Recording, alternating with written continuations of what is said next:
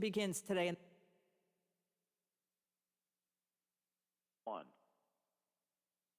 At Sarah Lawrence College, ABC's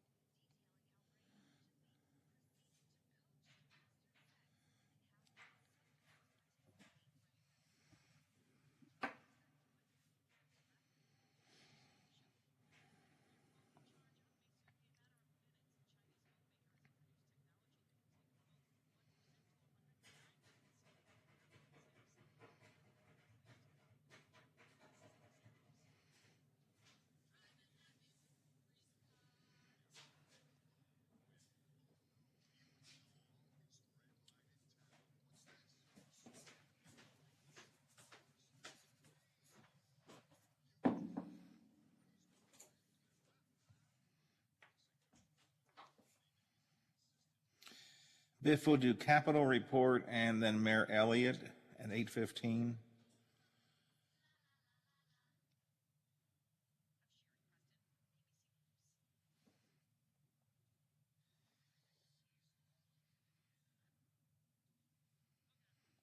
Stephen Smith is 8:40, and Raquel McLeod is at 9:15. However, be aware that I scheduled all of these people early on Friday, so hopefully they remembered throughout the weekend to call in today. Now they're all calling us, but again, I scheduled them Friday before noon, so hopefully they'll all remember. I'm sure the mayor will, because he and I have, because I've talked since then.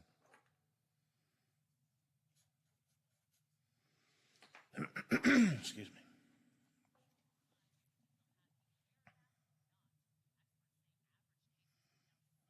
Yeah, and I scheduled them Friday before noon, so. % from where they were at the time, and deaths in the state are also coming down. Lacey Crisp in Columbus. Ohio Republican U.S. Senator Rob Portman spoke at a rally for Ukraine in Washington, D.C. yesterday. Today, we are one. Today, we are all Ukrainians. Slava Ukraini! Yes, glory to the heroes. Portman has called for more support for Ukraine from the U.S. and other NATO countries and wants the U.S. to ban oil imports from Russia. I'm Dave James on the Ohio News Network. Live and local conversation for the Ohio Valley continues shortly here on the Watchdog Morning Show with Howard Monroe. Are you traveling? Working a little bit too much? Is your fur baby starting to get a little shaggy? Let Dirty Paws be your one-stop shop for all of your pet care needs. Stop in and see us at 202 18th Street or give us a call at 304-639-7754 to schedule your appointments for dog grooming, doggy daycare, and dog boarding today. Ready, set, go get your Toyota today. Check out Toyota's wide range of all-wheel and four-wheel drive vehicles, like the brand new Corolla Cross with available all-wheel drive and more cargo room than ever. Or go off-road in a rugged new 4Runner. Visit your Toyota dealer today or go online to buyatoyota.com, the official website for deals. Hurry, reserve yours. Offers end April 4th. Toyota, let's go places. Over the years, you've brought opioids into your home. They helped when you were in pain, and you held on to them just in case. But holding on to opioids puts your family at risk. Learn more at www.fda.gov/drug disposal. Did you know that Masterforce has thousands of tools at Menards? Any tool you want, we have. There are hammers, drills, pliers, levels, wrenches, grinders, sanders, air compressors, nailers, workbenches, mowers, blowers, chainsaws, floor jacks, knee pads, work lights, fans. Whew. And that's just a taste. Want power, performance, durability? Come check out the wide range of products from Masterforce, exclusively at Menards. Wheeling Coin and Hobby on 10th Street in Wheeling, next to the Bridge Tavern in downtown Wheeling, wants to buy any and all unwanted gold and silver jewelry. They are paying top dollar for 10, 14, 18, and 22 karat gold plus 925 sterling silver. They also want to buy collectible coins and paper money from before 1933. Wheeling Coin and Hobby is open daily from 9 a.m. to 5 p.m., Monday through Saturday. Coin and Hobby, 304-232-8430, and add them on Facebook. You make 35,000 decisions every day. Are your gambling decisions good ones? If you struggle with a problem with gambling, call 1-800-589-9966 for free confidential support. Do you have a loved one who struggles with a problem with gambling? This 24/7 helpline also provides resources on how to support a loved one who may need help. Call 1-800-589-9966 or visit beforeyoubet.org. At Rural King, nobody beats our prices on farm and home favorites, like chicks. Straight run standard breed chicks are in stock at only $1.99 a piece. For backyard feeding, 40-pound bags of black oil sunflower seed are just $19.99. And for backyard seeding, Hound Dog's premium grass seed is just $89.99 a bag.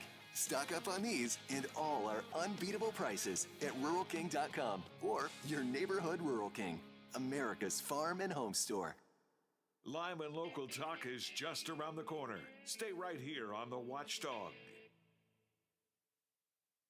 Hello, everyone, from The Watchdog. I am the Storm Tracker, Darnell Foster, with a look at your local weather forecast for your Monday. Mostly cloudy skies with a few showers on and off through the day, an afternoon high of 66 degrees. Overnight low of 33, and a mostly cloudy skies, still seeing those showers on and off, perhaps even changing over to a wet snowflake or two. And then look for mostly cloudy skies with temperatures in the mid to upper 40s for your Tuesday. Have yourself a great day, everyone, from The Watchdog. I'm Darnell Foster.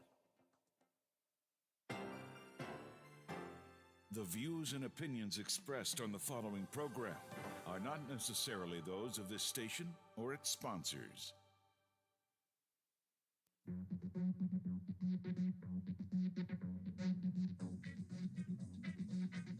Live from the Robinson Auto Group studios, this is the Valley's longest-running morning show, the Watchdog Morning Show with Howard Monroe from WKKX and WVLY. Well, second cup of coffee time here. I sucked down the whole first one last hour. Cup number 2 is really good. Drinking out of the official Watchdog Morning Show coffee mug this morning.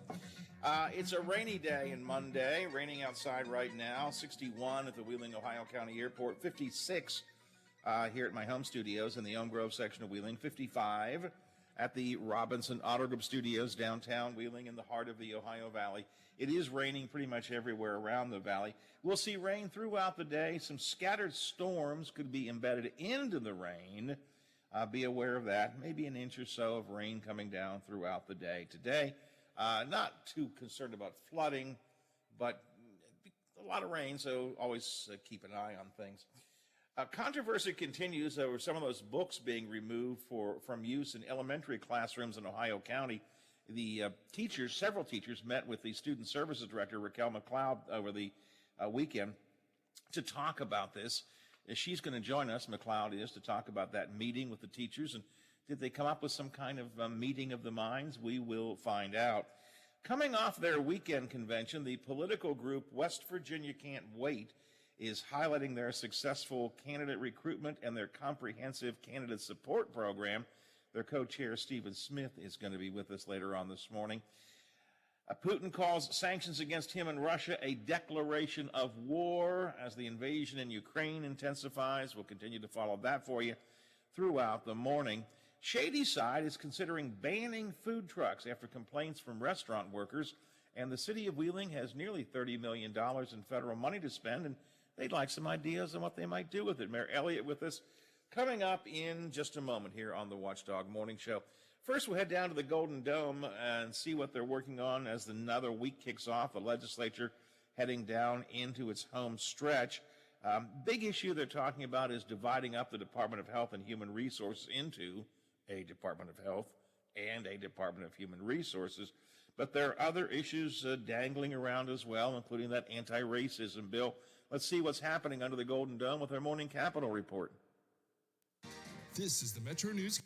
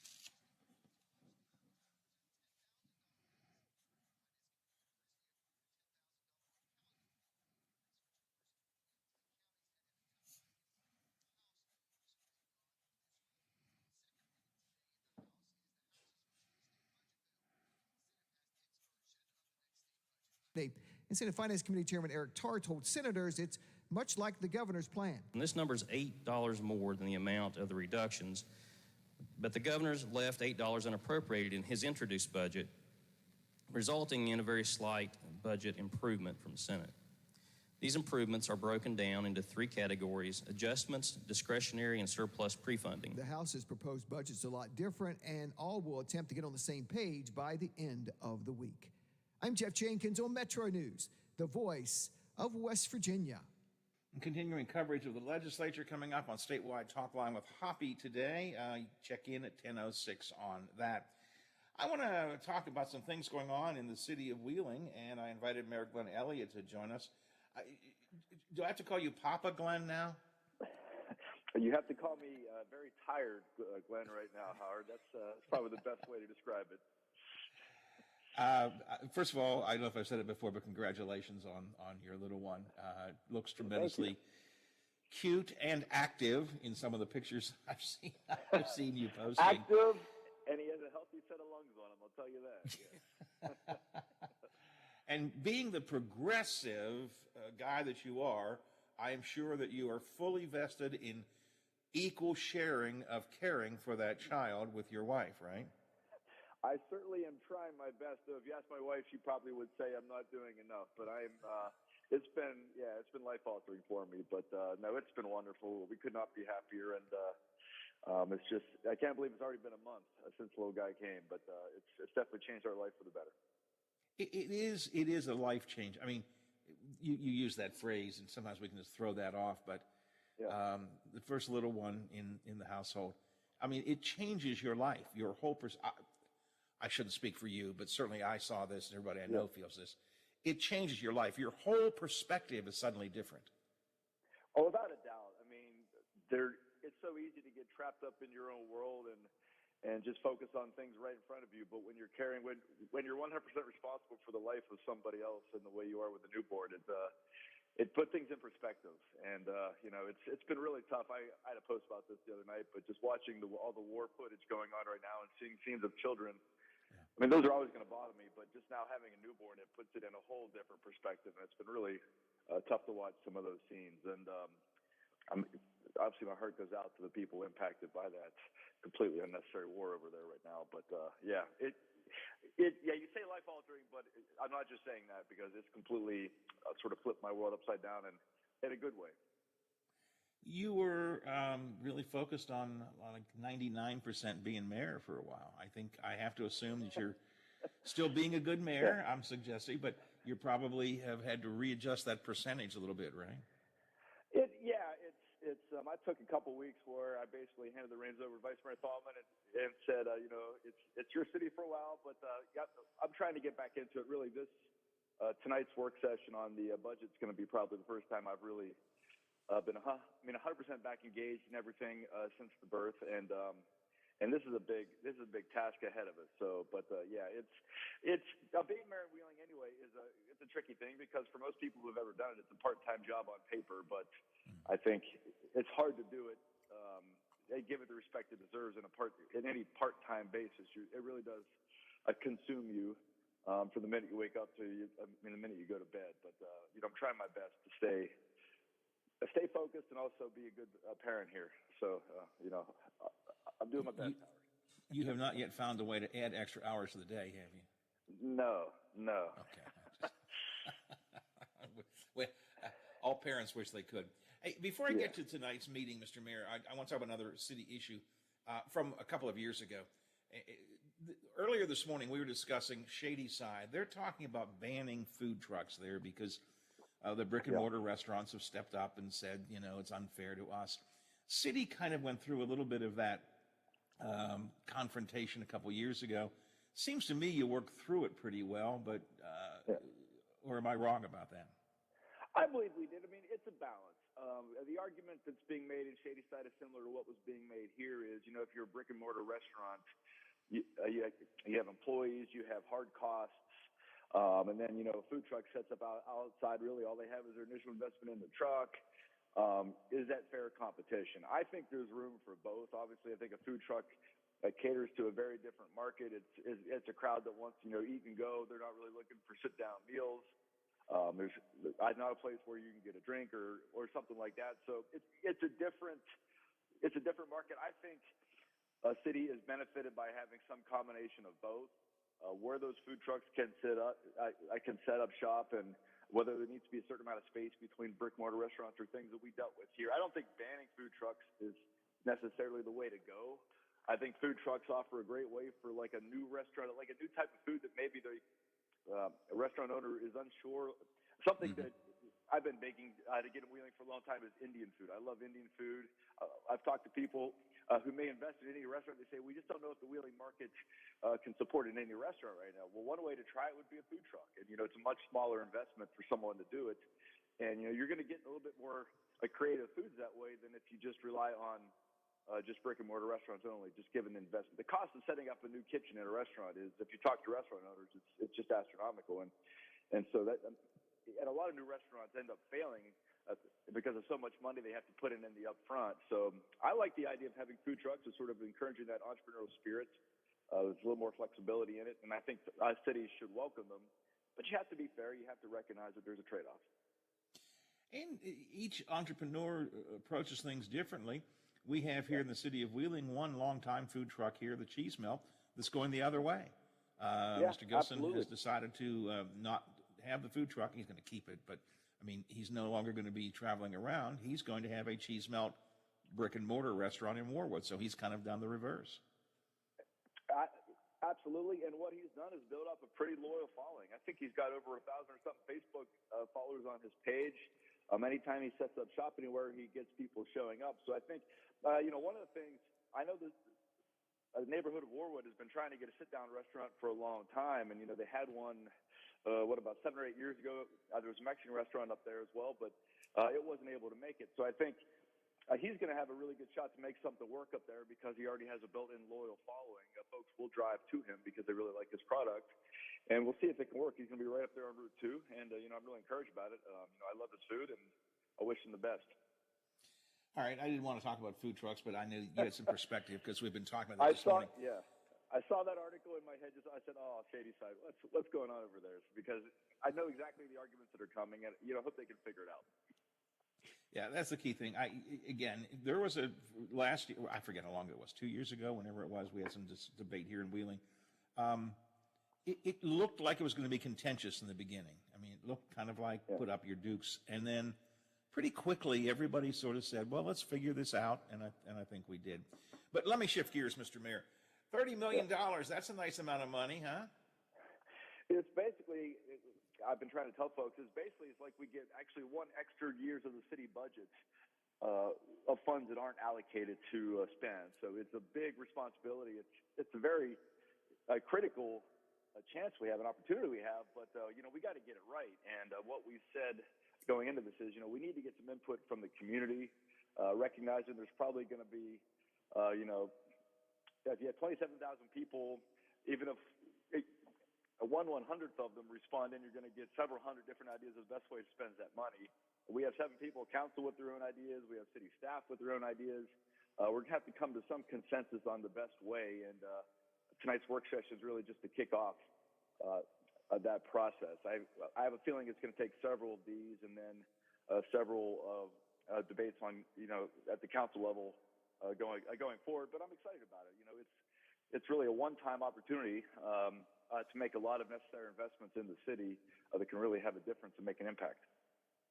I don't have any specific project in mind or specific use in mind, but my only concern is to make sure, as a citizen, is to make sure the money is used for, what should I call it, long-term projects. I really don't want to see a pothole patch with this kind of money.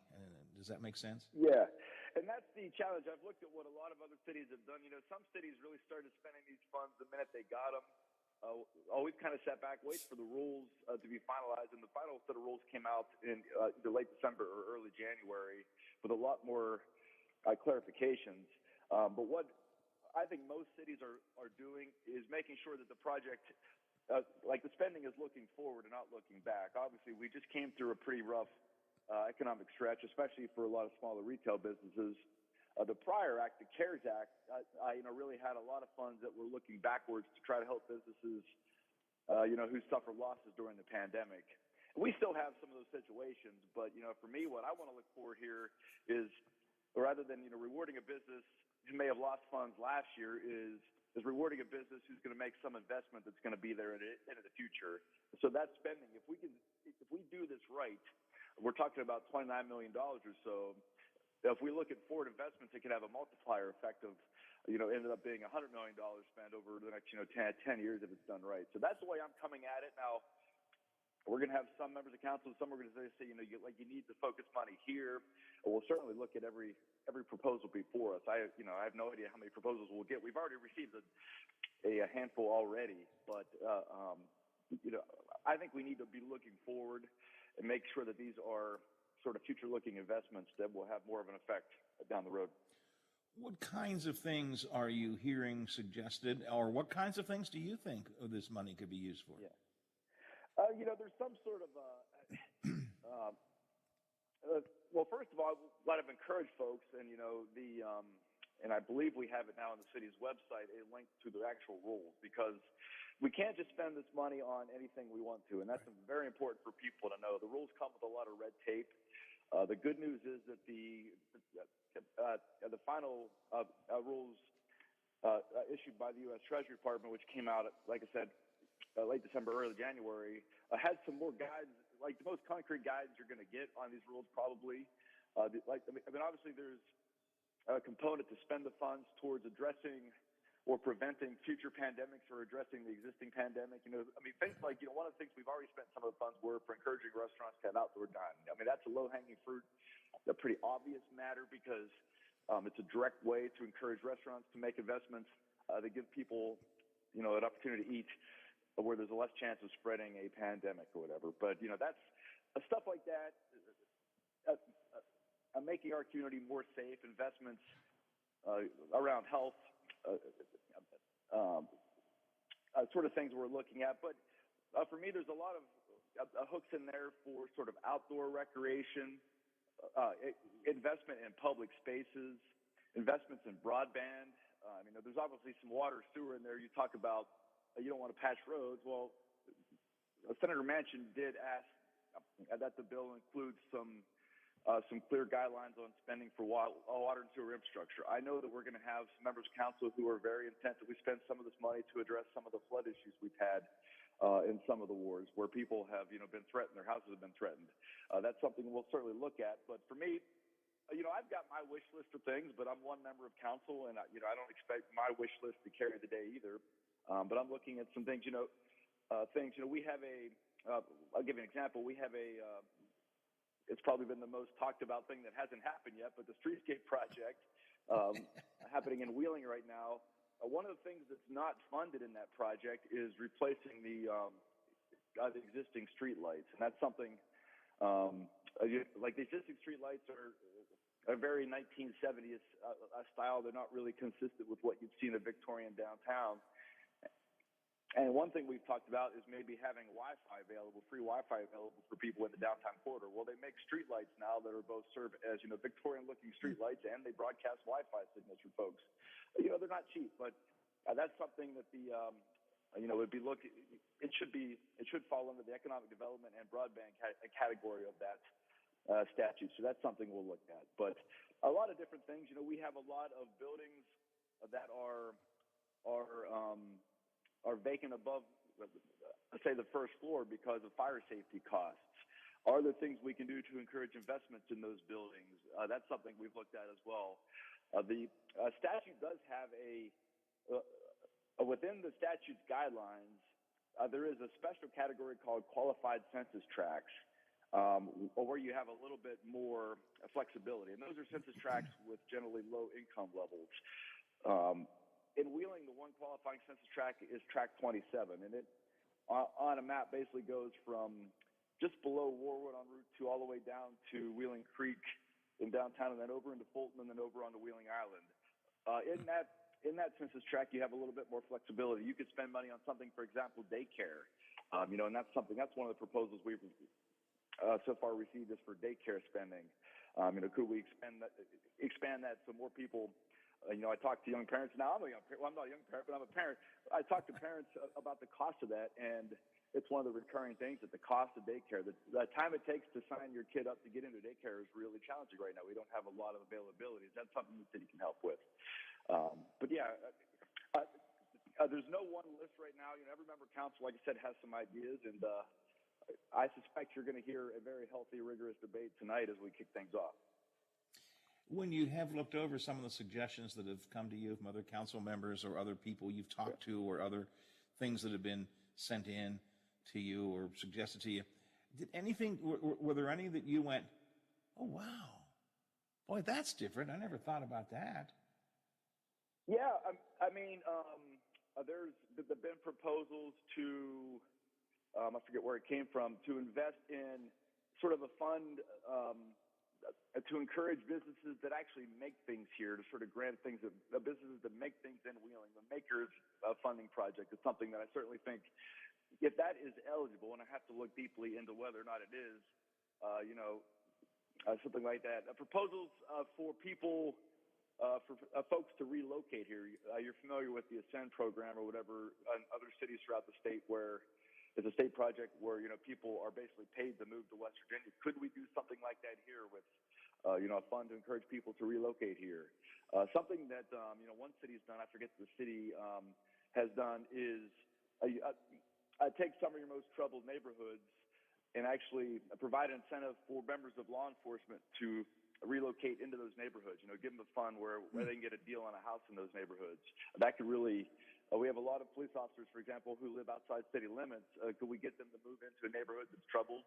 It serves the double purpose of bringing them closer or back into the community. And, you park a police car out front in a neighborhood with a lot of issues, you're going to probably deter some of that. That's something that I think if we could do that with the funds, it's something certainly worth looking at. There's another idea. I think what one city's done is given each member of council a certain dollar amount of funds to come up with their own idea. That's something I like, and I think I haven't discussed it at great length with members of council, but I've had individual conversations, but we have not. I should say, as a council, we haven't really had a conversation about this yet. Tonight will be the first, so there will be some things where probably none of us have shared with each other yet that you'll hear tonight, and but there's a lot of different ideas out there, and I think the biggest challenge is going to just getting a spreadsheet of all these ideas in front of us and then just start to hone them down in terms of what makes the most sense. A number of years ago when I was working on Wheeling's comprehensive plan, the previous plan, one of the things we kicked around was finding a way to provide funds for neighborhood groups to do their own projects, to fund, to empower certain groups in each neighborhood to be sort of the funnel agency, and they would be able to come up with ideas and fund that. That really never came to fruition, but we had a lot of talk about that during comprehensive plan times. Some of what you were saying there kind of rings along those lines to me, and you were talking about giving council members that, maybe finding a way to empower neighborhood groups to have not just come up with ideas, but to be able to fund those ideas. Just something off the top of my head. How will this work tonight, Mr. Mayor? You just going to sit around and jaw, or what's the deal? It's what we've done is we've asked people to submit written proposals. Tonight was not really going to be a session where members of the public can come and share their own ideas. We've asked people to submit written proposals, and before doing so, to take a little bit of time to read over the rules, so we're not getting 50 ideas that are great, but we can't do them because they're ineligible. So we've got a handful of those already. I suspect we'll have more by tonight. My idea was just to go through, I was going to read my list and ask other members of council to read their list, and then read through the list of all the different proposals we've gotten. We have asked people, if you've submitted a written proposal, feel free to come tonight because we may call on you just to further explain your proposal a little bit. But as a general rule, tonight is not going to be open comment. As we try to get through, it's probably going to be a several-hour session tonight as it is. There will be opportunities for public comment, and anything that we agree on as in any of these work sessions is still going to ultimately go through the council process, where there'd be two meetings and 2 readings and public comment as well. But tonight's just going to, it's going to be hard for us just to get through what we already have, I think. So, tonight will not be an open forum, but I suspect there'll be some in the future. All right, appreciate your time today. This should be kind of fun. It's really important, but it should be kind of fun too. spending extra money is always good. It's just got to do it the right way. So, you know, Certainly, and Mr. one Mayor, thing Howard, one thing that's important for people to know is about this fund is because I've had a lot. In fact, on the radio show last week, someone called in and said, why don't you just get rid of the user fee and use this money? Something that was put in the statute specifically, and this is again put in by Senator Manchin, is you cannot use these funds to offset the cost of a tax reduction. So, like that doesn't work. A and B, you have to spend this money by the end of 2024. At least the funds have to be obligated by then. People can't say, well, yeah, you're wasting this money, you should save it. We can't save it. If we don't spend it, we lose it. So it's important for folks to remember that. Mr. Mayor, I appreciate your time. We'll keep an eye on it. I'll make sure you're honest. I have a feeling you'll be on top of it, Howard. Yeah. Go back and play with your child. Thank you for joining us this morning. I appreciate it. We'll talk to you again soon. Sounds good. My pleasure. Take care. Thanks a lot. Wheeling Mayor Glenn Elliott. Papa Glenn, I think we should call him from now on, Biffy. Papa Glenn, who is learning that it is a delightful chore, but a chore nonetheless to have a new baby in the house. And like I said, being the progressive man that he is, the forward-thinking, liberal thinker that he is, I know he is equally sharing all responsibilities of child care with his wife. And so, no wonder he sounds tired. It's 8:36, 24 till the hour. West Virginia Can't Wait is a group that was formed a couple of years ago. It's not exactly a political party, but I've always called it almost a shadow political party in West Virginia. Stephen Smith from that group was a candidate for the Democratic nomination for governor. Did not get through the primary a couple of years ago, but came close. What are they up to now? And how are they recruiting now? And who are they recruiting? And what are their plans for the future? We'll talk to Stephen Smith about that coming up next here on the Watchdog Morning Show. It's 8:36 and 57 degrees. Now it's time for your local news headlines from 7 News at WT.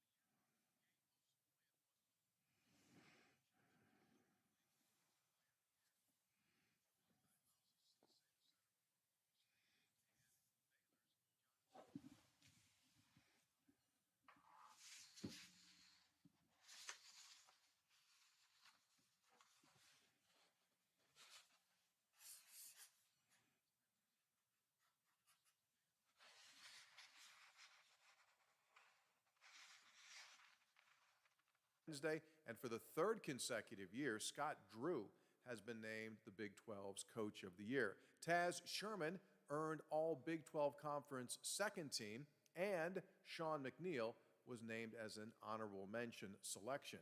Gabe Osaboyan was also named to the All Defensive Team. Coming up tonight, it's a special edition of the Bob Huggins Show from Kegler's Sports Bar. We invite you to join us. We'll begin at 7 o'clock. We'll be with you until 9. And then again on Wednesday, it's the Mountaineers and the Wildcats of Kansas State. The two teams split during the regular season. That is today's Mountaineer Report. It's brought to us by Kroger, the official grocer of WVU Athletics. I'm Tony Caridi on the Mountaineer Sports Network from Learfield.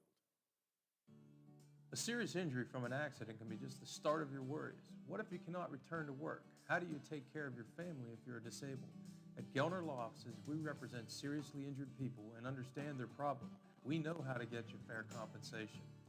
We will work hard to make sure you get the money you deserve for your losses. Don't go it alone. If you're hurt in an accident, call us at 304-242-2900 or visit us at gelnerlaw.com. We'd like to help. For all of your IT needs, visit OmniPerforms.com.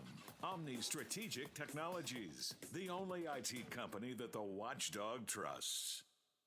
Greer Industries is a proud supporter of the West Virginia Scholar Program and West Virginia Wesleyan. For over 100 years, Greer Industries has been providing products that build a solid foundation and pave the way to a bright future. Greer Asphalt Company has 3 conveniently located asphalt plants in north central West Virginia, where they can produce a superior product with unparalleled customer service, all WVDOH approved. To learn more, visit GreerIndustries.com or call 304-296-2549.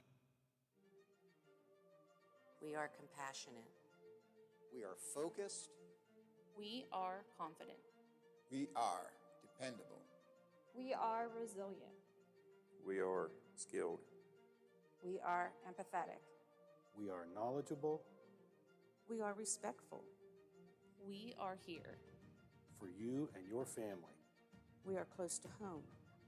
We are WVU Medicine.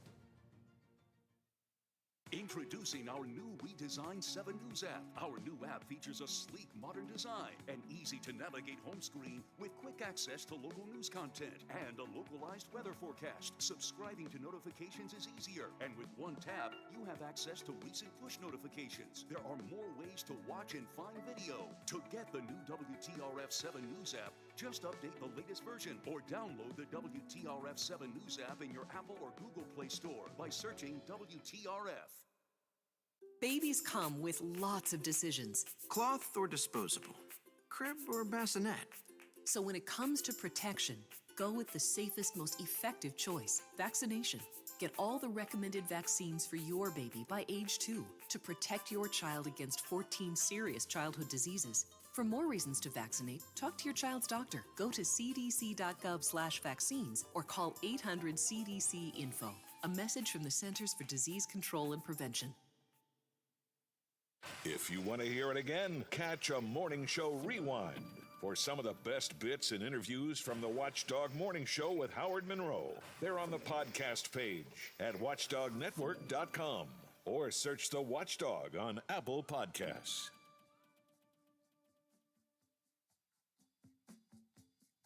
Watch out! He could climb on his soapbox at any time. The Watchdog Morning Show with Howard Monroe continues.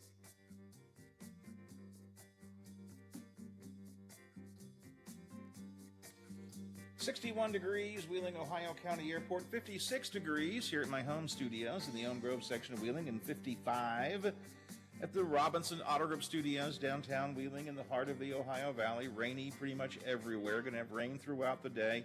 Some scattered storms could be embedded inside the rain, so look for some stormy periods throughout the day today. Maybe an inch or so of rain coming down. So it's going to be a weather day. It's going to be breezy, windy, warm, rainy, stormy, rainy days and Mondays, as the Carpenters once said. Coming up next hour, continuing conversation about this controversy in Ohio County schools over some books that were taken out of the elementary school grades because the administrators felt that they were not age appropriate books about Martin Luther King Jr., Ruby Bridges, also some books about a book about Galileo and seahorses. There was a meeting late last week after we talked about it a bit on this show. There was a meeting between some teachers and school administrators, and did they come to some kind of a meeting of the minds? We'll talk to Student Services Coordinator Raquel McLeod about that coming up in the next hour. And at 10 o'clock, Hoppy has the Senator Manchin this morning, so stick around. We have a lot to do. We have Stephen Smith with us right now. Stephen is the founder and co-chair still of West Virginia Can't Wait. I always call it sort of a shadow political party. I don't think Stephen likes that phrase very much, but to me that's kind of the way I look at it. Founded a couple of years ago, recruited a lot of people to run under the West Virginia Can't Wait banner, and had some successes, not 100% success, but some successes. It's 3 years later, and I'm just wondering how things are going, so I invited Stephen to come in and to join us. Stephen, good morning. Welcome to the show. Good morning, Howard. Good to hear your voice. So, well, first of all, the 30-second version for folks who just don't remember, not that they shouldn't, but West Virginia Can't Wait. I call it a shadow political party, but you're a political movement that's based on what? Yeah, shadow political party, that's not bad. We usually call it a political machine. Basically, what we find is that people are tired of choosing between the lesser of two evils. So we wanted a way to put West Virginia people in power. We want a government where the people who work the hardest and sacrifice the most are also the people writing the laws and making the biggest decisions. First time out, 2019. Actually, you were a candidate. You came close in the Democratic primary, lost the primary to Ben Salango, but you had some successes. You being West Virginia Can't Wait, had some successes and some not successes in the first time out. Yeah, we went from 0 elected officials in 2020. At the beginning of 2020, we were just this brand new thing. We had 0 people in office. And we went out and we recruited candidates and supported them. We looked for people who are going to do a few things, right? One is they don't accept corporate cash. They run an unapologetic pro-labor campaign. They never cross a picket line. They don't hide from debates. And then they sign on to this platform that was actually written by the people of West Virginia, educators writing our education plan, full cannabis legalization, workers' bill of rights, fighting corruption in government. And if you sign on to all those things, we help you out. So we went from 0 people in elected office in 2020. Then we elected 11 in 2020. Since then, we've added 10 more through local elections and through elected officials signing on saying, hey, we want to be a part of this thing. So now we're at 21 elected officials in office from 0 2 years ago. And what we did this past Saturday at our convention was we endorsed 52 more new candidates, people running up and down the ballot. So, the crisis we're up against in our communities, in the state, in the country, in the world right now are huge, but we feel like we're making real progress. Do you feel like you have been or are going to be able to sort of change the face of politics in West Virginia? We're a pretty hidebound state in the way our politics is run. I do. And you know what, Howard? We don't have a choice. At the end of the day, I don't know whether we're going to ever win full state power in West Virginia, whether we're going to win a majority of the legislature and the governor's office. I can't know that. But what I do know is I'm going to feel terrible if at the end of my life I look at my kid and say, I didn't fight like hell to make that happen. And so that's what we think the choice is. Who knows whether we're going to succeed part of the way or all of the way. We feel like we have a duty to try. And the exciting thing to me is, in small ways or not so small ways, it's already working. You've got people like Rosemary Ketchum in Wheeling City Council who's making a difference in Wheeling.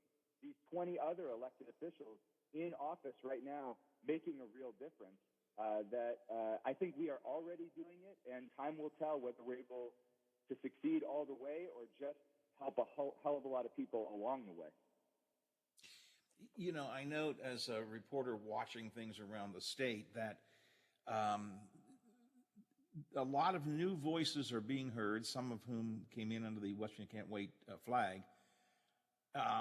And they're, I don't want to say loud voices, that's a bad phrase, but they make their points clear. I mean, some of the names we see repeated across the state at councils and at the legislature and so on, some of the new names, they're really making their points out there. They've become very identifiable as sort of a new range of politicians, I guess, or elected officials. I think that's right. And I also want to be clear that we don't think that the only way to win governing power, we don't think the only way to make a difference is by running. So we're proud to have those candidates and elected officials. But one of the other things we did on Saturday was we announced our hometown heroes. So we've got the people who are in running for office, our candidates. We also have these hometown heroes, people we've identified across West Virginia who, frankly, are doing the work that government is failing to do already, right? We call ourselves West Virginia Can't Wait. These groups aren't waiting to do emergency response and harm reduction and recovery work.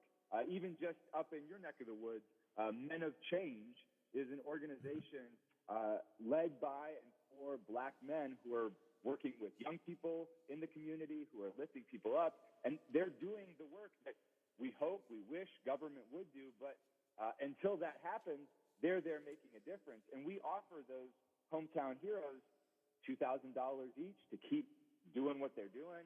We offer them training and support and media so that we can not wait to support those people on the ground as well. And we think we need both. We need people running for office and governing from the inside, and we need people who are willing to and able to fight like hell from the outside too. I mean, I like that concept because I think far too often we think, and probably people in my business help to perpetuate that myth because we talk so much about elected officials. We tend to think that the only power that is important is the power of being in office. And sometimes it's just as easy to say, you know what, I'm going to ignore those folks and get things done, get things done. Men of Change is actually a good example, and it's also a good example of what I was talking about earlier, in that a couple of years ago, nobody heard of that up here, and now they are quite well known, well respected. They have built a reputation, and they're very vocal in key important issues, and that's good. That's right. We see often in West Virginia, and this isn't new, this has been true since the beginning of our history, that the people who have the least, right, the people who have the least wealth or the least fancy titles or on the fewest boards or whatever are often the people who are doing the most, who are asked to carry the most. And I like what you said about getting things done. One of the other things we've seen is from a lot of our elected officials, they get into office and maybe they're the only person like them on their council. Maybe they're the only working class elected official on their city council or the only working class member of their school board. So there's a limit about what they can do through legislation. And so a lot of our elected officials are just picking up the baton and doing things even before their city council has caught up. There's a woman named Wendy Tuck who's on the Parkersburg city council, and she didn't feel like local government was doing enough to help people with housing in her district. So she just held a housing night and inviting everyone in her district to come and get whatever support they could. She invited all kinds of community organizations and nonprofits and city officials. And 70 people showed up to say, yeah, I need help with my rent. I need help with this eviction. I need help calling on my landlord. Here she is doing the real work of government, whether or not she's on all the right committees. And, again, not to mention Rosemary Ketchum in your neck of the woods just joined our staff as our governance director so that we can provide day-to-day support for those 21 elected officials. So if you are lucky enough to get elected as part of the West Virginia Can't Wait slate, we don't abandon you. We say, okay, now we really got to get down to business. And that's an exciting new development that's happened just in the last couple of months. Well, and let's talk about support. Now we're back to politics again, but that's okay. One of the problems that I hear, and I hear this over and over and over and over again, from good people with good ideas who I think would make good elected officials, whether it's a school board member, a council member, state delegate, what have you. One of the complaints or comments I hear is, yeah, I really would like to run, but I don't know how to do it. I've never done it. I'm out of the loop. I'm not part of a political party that is going to come in and help me. And that's an area that Washington Can't Wait is trying to resolve for candidates, right? That's exactly right.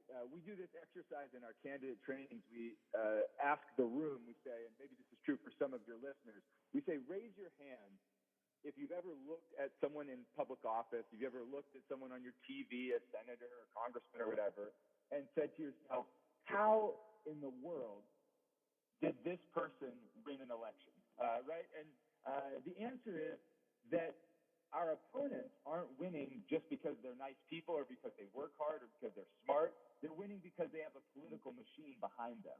And so what we have to do if we want a shot is build our own political machine to challenge that big money political machine.